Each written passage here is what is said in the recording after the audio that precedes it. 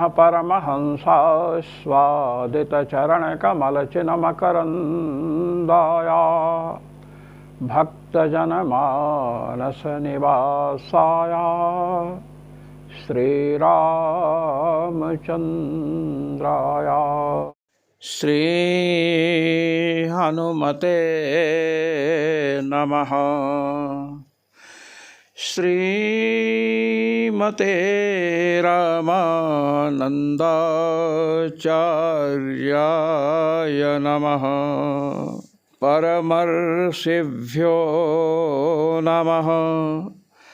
अस्मद्गुरुभ्यो नमः।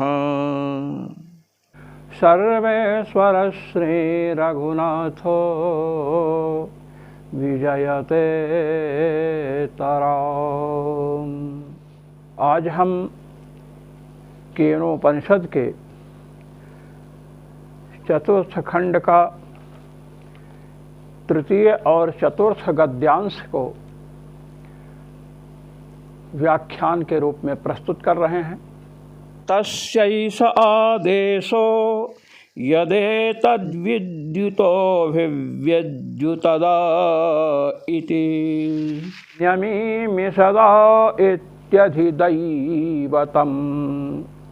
अथाध्यात्मम् यदेतद्गच्छतीव च मनोनेन वै तदुपस्मरत्यभीक्ष्णं संकल्पस्तद्धतद्वनं नाम तद्वनमित्युपासितव्यम्।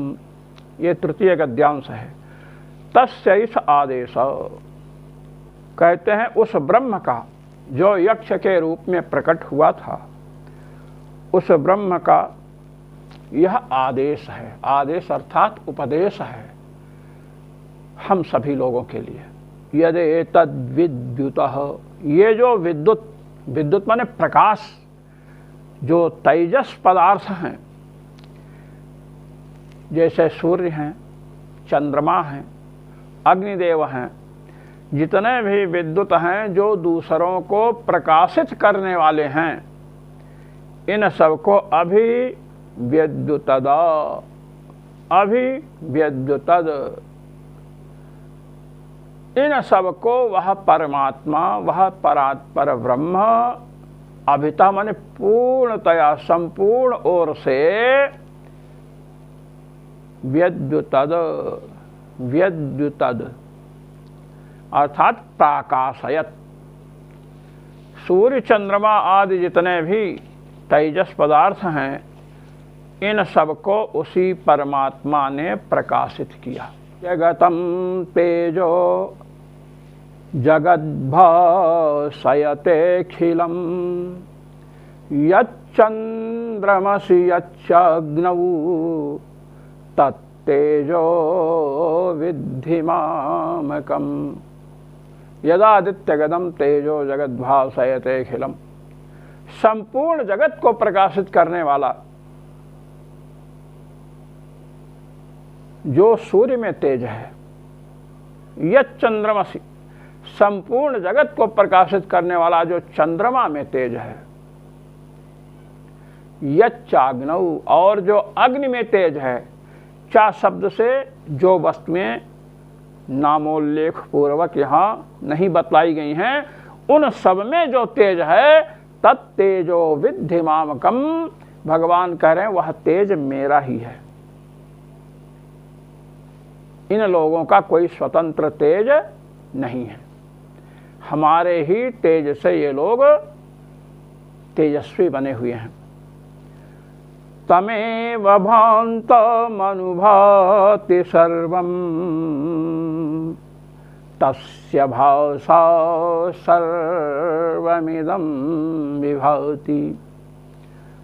कहते हैं उन परमात्मा के प्रकाशित होने के कारण ही, उनके बाद उनकी प्रभा से ये सब चराचर जगत प्रकाशित होता है। सूर्य चंद्रमा नक्षत्र ये सब उसी परमात्मा से प्रकाशित होते हैं। पूज्यपाद गोस्वामी जी ने यहाँ के भाव को गुंफित करते हुए कहा, जगत प्रकाश्य प्रकाशक राम, मायाधीश ज्ञान गुणधाम। जगत प्रकाश है, संपूर्ण जगत को प्रकाशित करने वाले हैं प्रभु श्री राम, इसलिए जगत प्रकाश हुआ और परमात्मा प्रकाशक हुई है। सूर्य चंद्रमा और अग्नि का नाम लेकर के तो संक्षेप में बतलाया। इसे प्रधान मल्ल निबर्हण न्याय कहते हैं। प्रधान मल्ल को पराजित कर दिया जाए तो उसके नीचे के जितने मल्ल हैं, पहलवान हैं, सब पराजित हो गए। तो अत्यंत तेजस्वी सूर्य चंद्रमा और अग्निदेव हैं। इनमें जो तेज है वह तेज परमात्मा का है। भगवान अपना तेज बतलाए हैं, इसलिए अन्य जो अल्प तेजस्वी हैं उनमें तो परमात्मा का तेज है, होगा ही, सूत्राम सिद्ध हो गया। तो इस प्रकार बतलाया,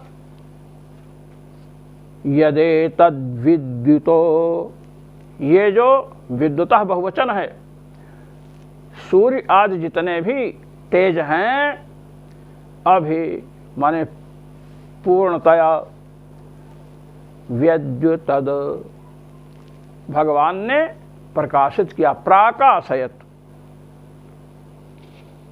और आसमंतात पूर्णतया सब ओर से।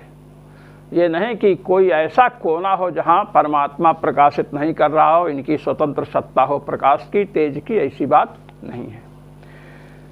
न्यमीमि सदा इत्यधिदैवतम,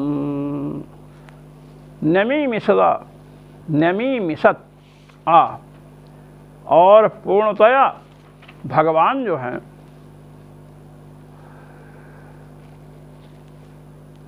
नमीमिषत्, निमीलिताक्षम अभवत, ब्रह्म निमीलिताक्षम अभवत, वह परमात्मा निमीलित नेत्र वाला हो गया। उस परमात्मा ने प्रलय काल में अपने नेत्रों को बंद किया। ये परमात्मा को बतला रहे हैं। जिस समय भगवान अपने नेत्रों को बंद कर लेते हैं संजहीर्षा से, संहार करने की इच्छा से, उस समय जगत में प्रलय, महाप्रलय उत्पन्न होती है, महाप्रलय काल होता है। भ्रिकुटि विलास सृष्टि लय होई, जिनके भ्रिकुट के विलास से भौं टेढ़ी हो जाए, भगवान की संज ईर्षा हो, संहार करने की इच्छा हो, तो महाराज जगत प्रलय के मुख में चला जाता है, प्रलयाग्नि के मुख में चला जाता है जगत। उस समय भगवान निमीलिताक्ष होते हैं, नेत्र बंद कर लेते हैं, और प्रलय काल नहीं है तो योग निद्रा में भगवान रहते हैं। अब योग निद्रा में रहते हुए भगवान संपूर्ण जगत का, अनंतानंत ब्रह्मांड का पालन करते हैं। जो सत्य संकल्प होते हैं उन्हें कुंभकार की भांति मिट्टी और चक्र, चीवर आदि की आवश्यकता नहीं पड़ती है। भगवान में अनंत शक्ति है पालन की, इसलिए निमीलिताक्षम, निमीलिताक्ष हो जाते हैं। प्रलय काल में प्रभु निमीलिताक्ष होते हैं विशेष करके। स वै किलायं पुरुषः पुरातनो, या एक आसीद विशेष आत्मनि, अग्रे गुणेभ्यो जगदात्मनीश्वरे, अग्रे गुणेभ्यो जगदात्मनीश्वरे, निमीलितात्मा निशिसुप्त शक्तिषु। भगवान की प्रलय काल में जगत विषयक जब शक्तियां सो जाती हैं, सब कुछ प्रकृति में लय हो जाता है, तो जीव और प्रकृति परमात्मा में लीन हो जाते हैं, उनके अंदर निवास करते हैं। उस समय भगवान पुरुषः पुरातनः, जो पुरुष हैं, संपूर्ण प्राणियों के अंदर शयन करने वाले जो भगवान हैं, पुरातन, जो सनातन है, काल से आ रहे हैं, वे अकेले ही महाराज निमीलितात्मा, निमीलित नेत्र होकर के शयन करते हैं।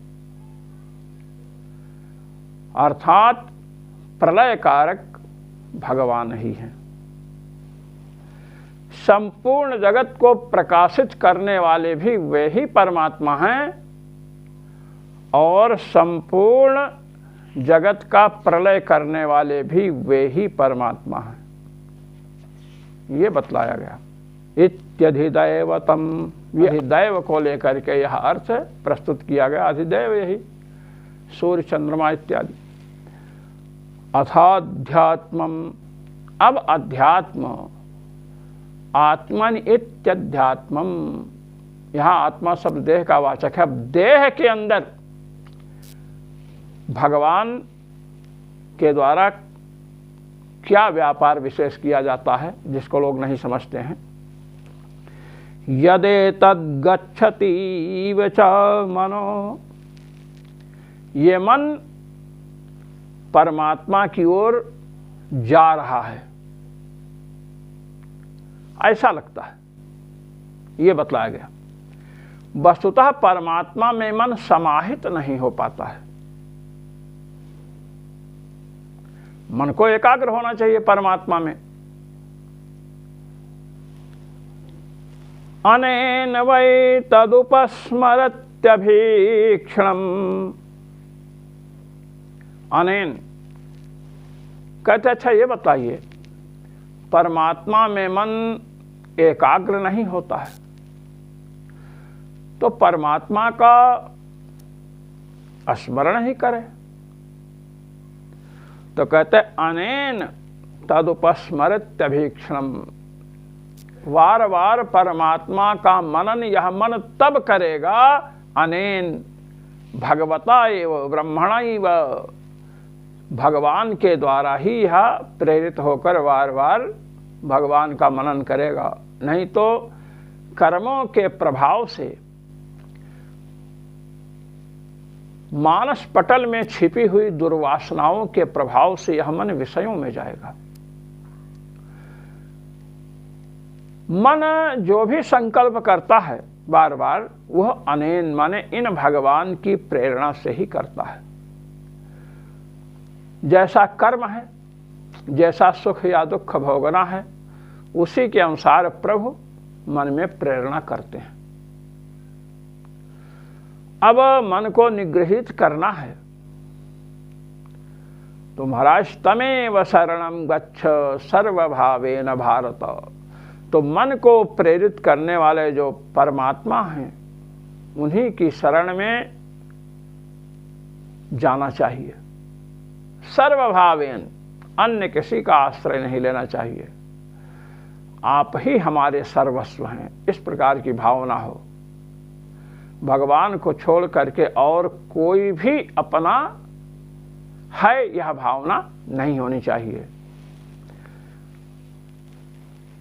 संकल्प, अब संकल्प जो है, मन का जो संकल्प है, आत्मा के द्वारा ही बार बार जो संकल्प मन करता है, ये समझना चाहिए कि परमात्मा की ही प्रेरणा से मन संकल्प करता है। अच्छे विषयों में संकल्प किया, पुण्य का संस्कार हुआ, साधु संतों की सेवा किए हैं, गुरुजनों की सेवा किए हैं, तो शुभ कर्म किए हैं, धर्म का आचरण किए हैं, तो मन की प्रवृत्ति अच्छे कार्यों में भगवान की प्रेरणा से होगी। और यदि अशुभ कार्य किए हैं तो अशुभ विषयों में होगी। अब हमें अशुभ विषयों में मन यदि बार बार जा रहा है, तो हमें आर्त भाव से भगवान के श्री चरणों का ध्यान करते हुए प्रार्थना करनी चाहिए। प्रार्थना में असीम शक्ति है, भगवान अवश्य सुनते हैं। कहते हैं तत् वह ब्रह्म, हाँ माने प्रसिद्ध है ये बात, वह ब्रह्म जो है, तद्वनम नाम, तद वनम नाम, तच्च वनम च, तद वनम तन विस्तारे धातु है, इससे औणादिक डति प्रत्यय हुआ है तो तत् बना। तत् अर्थात वह ब्रह्म व्यापक है, सर्वव्यापक है ब्रह्म। कहीं भी ऐसी जगह नहीं है, कोई भी ऐसा स्थल नहीं है, कोई भी ऐसी वस्तु नहीं है जहां पर वे परमात्मा ना हो। वनम, वन भी उसका नाम बतलाया गया। वन संभजने धातु है, सम्यक भजन के अर्थ में। वही परमात्मा पूर्ण रूप से भजन करने के योग्य है। इसलिए तद्वनमित्युपासितव्यम, यदि हम परमात्मा की उपासना करें तो तद्वनम, वह परमात्मा कैसे हैं? तत् हैं और वन हैं। तत् अर्थात सर्वव्यापक हैं।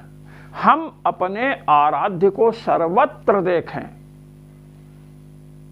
न तत्स्यात् यन्मया विना, कोई भी वस्तु ऐसी नहीं है जो भगवान के बिना हो।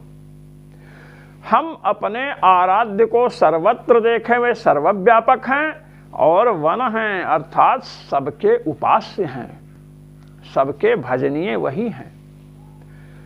श्री प्रहलाद जी के जीवन पर जब हम दृष्टि डालते हैं तो तद्वन परमात्मा सर्वव्यापक हैं और परमात्मा ही उपास्य हैं, ये बात शास्त्रों की छाया में हमें दिखाई पड़ती है। हिरण्यकशिप ने कहा कि तू जिस विष्णु की उपासना करता है वह विष्णु कहाँ है? श्री प्रहलाद जी ने कहा कि वह परमात्मा तो सर्वत्र है। ये तत्, तन विस्तारे से, तत् माने व्यापक है। उसने कहा कस्मात् स्तंभे न दृश्यते, तो श्री प्रहलाद जी ने कहा कि दिखाई तो पड़े परमात्मा सर्वत्र, खंभे में भी, किंतु उसके लिए भक्ति रूपी चश्मा चाहिए। अभक्त को भगवान नहीं दिखाई पड़ते हैं। और जब उसने अट्टहास करके उस स्तंभ में मुष्टिक से प्रहार किया तो भगवान वहीं पर प्रकट हो गए। सत्यम विधातुम निज भृत्य भवसितम व्याप्तिम च भूतेष्वखिलेषु चात्मनः। अपने भक्त की वाणी को सत्य सिद्ध करने के लिए भगवान और अपनी व्याप्ति, अपनी व्यापकता सर्वत्र दिखाने के लिए भगवान उस स्तंभ से ही प्रकट हो गए, स्तंभ से प्रकट हो गए प्रभु। हिरण्यकशिप ने प्रहलाद को अनेक प्रकार का प्रलोभन दिया कि विष्णु का भजन छोड़ दो, भगवान का भजन छोड़ दो, हमारा भजन करो, धन संपत्ति का भजन करो। किंतु प्रहलाद जी ने प्रभु को छोड़ करके किसी को भजन के योग्य नहीं समझा, धन संपत्ति को नहीं समझा। इसलिए तद्वन जो भगवान को कहा गया सर्वव्यापक हैं और सर्वोपास्य हैं भगवान ही। यह बात प्रहलाद जी के जीवन में देखने को मिलती है। इस प्रकार परमात्मा को सर्वव्यापक और वही सबके द्वारा भजनीय है ऐसा समझ करके उपासना करनी चाहिए। अब सर्वव्यापक नहीं समझ रहे हैं। भगवान नारायण के उपासक हैं, राम जी की निंदा कर रहे हैं, कृष्ण भगवान की निंदा कर रहे हैं। भगवान राम के उपासक हैं, भगवान कृष्ण की निंदा कर रहे हैं। कृष्णोपासक है, भगवान राम की निंदा कर रहे हैं। अपना इष्ट ही सर्वव्यापक है, सभी रूपों में वही है। इस प्रकार जब हम समझेंगे तो अपने इष्ट के भाव से सबको नमन करेंगे और प्रभु ही उपास्य हैं। जब ये समझेंगे तो हम धन संपत्ति के पीछे नहीं पड़ेंगे। इस प्रकार उपासना करने से साधक जो है सबको अपने अनुकूल बना लेता है। इस बात को आगे बतला रहे हैं। साया एतदेवं वेदाभि हैनं सर्वाणि भूतानि संवाञ्छन्ति। सा माने वह साधक, या माने जो, एतदेवं वेद, इस ब्रह्म को इस प्रकार से जानता है, उपासना करता है। हाँ माने निश्चित ही, एनम माने ऐसे साधक को सर्वाणि भूतानि संवाञ्छन्ति, संपूर्ण प्राणी, स्थावर जंगमात्मक जितने भी प्राणी हैं, संवाञ्छन्ति प्रार्थयन्ति, सब प्रार्थना करते हैं। माम अनुग्रहाण, मेरे ऊपर अनुग्रह कीजिए, मेरे ऊपर अनुग्रह कीजिए, मेरे ऊपर कृपा कीजिए, इस प्रकार प्रार्थना करते हैं। अर्थात वह उपासक, वह चिंतक, वह मनीषी सबका पूज्य हो जाता है जो इस प्रकार समझ करके उपासना करता है। मैंने पहले बतलाया था कि भगवान शिव भगवान ब्रह्मा के समीप मेरु पर्वत पर पहुँचे हैं। गुरु स्थानापन्न भगवान ब्रह्मा हैं, शिष्य स्थानापन्न भगवान शिव हैं। इस प्रकार भगवान शिव ने कहा, उपनिषदं भो ब्रूहीति, हे भगवान, हे गुरुदेव, आप उपनिषद बतलाएं। तो श्री ब्रह्मा जी ने कहा, उक्त उपनिषद, आपके लिए तो मैंने उपनिषद बतला दी। ये जो अभी चर्चा केने सितम पतति प्रेषितम मनः इत्यादि जो है, ये हमने बतला दी। हमने ब्रह्म के विषय में बतलाया जो यक्ष रूप में प्रकट हुआ था, और उसी की महिमा है सब कुछ, और उससे संबद्ध यह केनोपनिषद है, इसलिए ब्राह्मी उपनिषद है। ब्राह्मीं वावत उपनिषदम अब्रूम उपनिषदम अब्रूमेति, ब्रह्म संबंधनी उपनिषद मैंने आपको बतला दी है। कहते हैं उस उपनिषद को सुन करके उसके रहस्यों को कैसे अपने हृदय में प्रतिष्ठित किया जाए। सुनते तो बहुत लोग हैं और वह सब हृदय से निकल जाता है। तो कहते हैं तस्यै तपोदमः कर्मेति प्रतिष्ठा, उस उपनिषद को अपने अंदर प्रतिष्ठित करने के लिए तप की आवश्यकता है। कृच्छ चांद्रायण आदि व्रत करें, एकादशी व्रत करें, रामनवमी व्रत करें, जन्माष्टमी व्रत करें, एकादशी व्रत तो करना ही चाहिए। ये हुआ तप। काय शोषणम परम तपः, शरीर को सुखाना। और यह भी तप है। चित्त एकाग्रम परम तपः, चित्त को एकाग्र करें परमात्मा में। शास्त्रों का पर्यालोचन करें, वेदांत आदि शास्त्रों का, यह भी तप है। अब दमः, दम क्या है? तो बाह्य इंद्रियों का निग्रह करना ही दम है।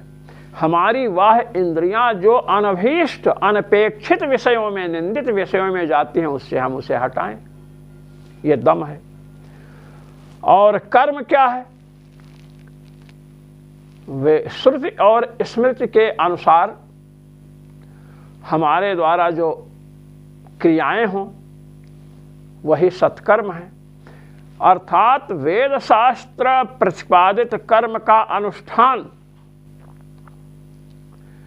और एकादशी, जन्माष्टमी, रामनवमी, भौमवार आदि व्रत तथा बाह्य इंद्रियों को अनभीष्ट विषयों से जिसने खींच रखा है, उसी मनीषी में, उसी प्राणी में यह ब्रह्म विद्या प्रतिष्ठित होती है। ये बतलाया गया।